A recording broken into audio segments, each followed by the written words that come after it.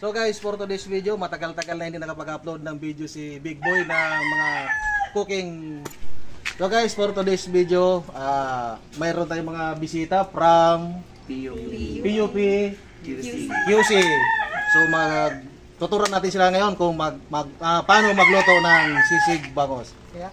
Magandang umaga sa inyong lahat. Ngayon, andito tayo sa bahay ni Kuya Big Boy ni Seryo. At ngayon ay tuturuan niya tayo kung paano magluto at maghain. So, Kuya Big Boy, tell us about yourself and paano po kayo nag-umpisa mag-food vlogging? So, unang-una pala sa lahat, ako si Ponchito ni Seryo sa totoong buhay at ang aking pangalan sa YouTube channel ay Big Boy ni Seryo. So, kaya kung ginawang Big Boy dahil hindi naman paghalata sa aking katawan, di ba? So, ngayon, kung tungkol doon kung paano ako nag-umpisa gumawa ng video, so, nung time ng pandemic, so, lagi lang ako nanonood ng mga video, so, naisip ko na gumawa din ako ng sarili kong video para ako naman yung panonood. So doon naman ang naging struggle ko naman doon kung ano ang gagawin kong content para sa akin channel. So dahil nga pandemic, bawal kong pumunta ko saan, so wala akong maisip. Bawal lumabas, kaya ang ginawa ko, marunong naman tayo magluto. So nag-focus na lang ako doon sa pag-vlog ng mga iba't ibang ulam. Yeah. So, ayun guys. So, Kuya ni Seryo, mag-start na tayo. Sige, tara. Doon na tayo sa ating kusina. For today's video, magluluto tayo ng sisig bangus. Wow. So ano pong ingredients ng sisig bangus? So, nandito yung ating binili na sisig bangus. So, pinabunlis na natin yan kanina sa palengke. So, nandito ang siling green, siling labuyo, mayonnaise, sibuyas na puti at pula, kalamansi, meron tayo ditong dairy cream, at saka asin, paminta. Lalagyan natin itong Knorr original seasoning at siyempre mantika. So umpisa na tayo. Pusis na yan, alisin na lang.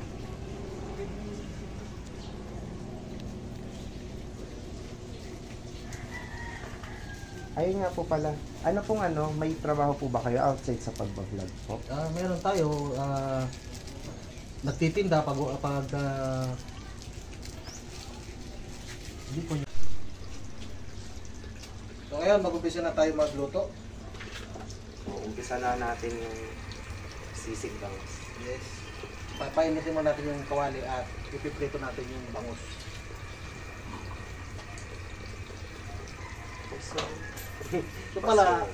So pala kahit sa pagpiprito, mayroong diskarte. Hindi rin basta-basta lang napiprito para, di ba minsan kasi yung isda na piniprito natin dumidikit sa kawali. So ano pong diskarte niyo doon pag nagpiprito? So para hindi dumikit yung isda na piniprito natin.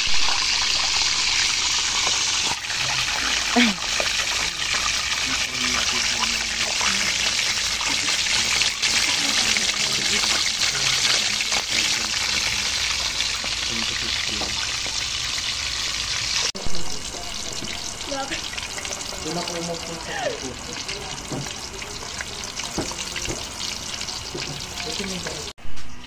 Yan, nasa box na siya.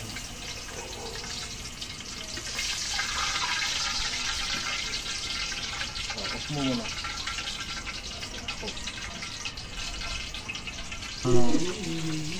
Kumbaga, kung pa siya, mapapaghalata mo talaga na kumbaga baguhan.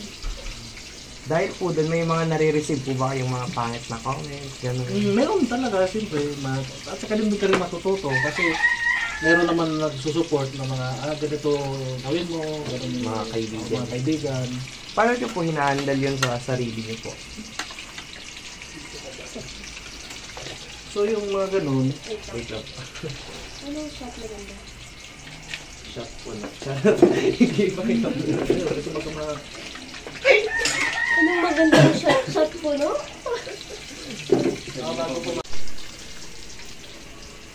perfect talaga na yun.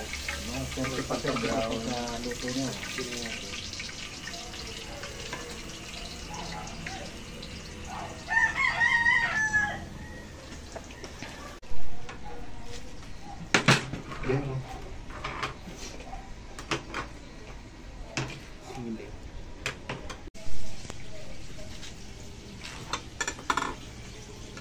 So ngayon gagawin na natin sisig Ang bango. So tapos natin maprito. So ganyan siya. So palaki ng kutsara, tinidor or parehas tinidor. Challenge na kinaharap niyo po sa pag-vlog niyo po. Ang pinakamahirap sa lahat yung mag-isip ng content kung ano yung susunod natin at saka siyempre sa kailan sa pag-vlog tuloy-tuloy yung pag-upload. Hindi yung kasi more busy. Masyadong madami naman.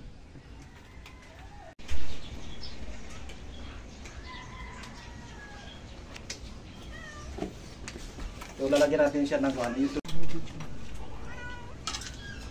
At ihalo na natin yan.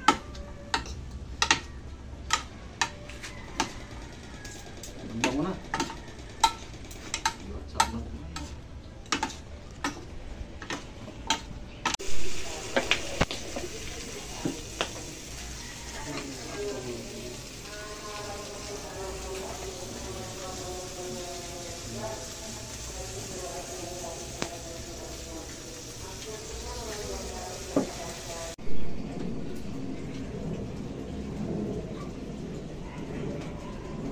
So ayan guys, luto na ang ating sisig bangos. Yung sinasabi ni Kuya. Kalami.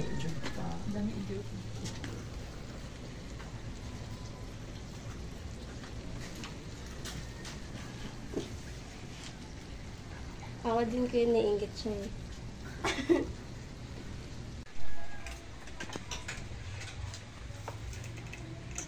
Pero yung sa hours lang, tagal na pa rin.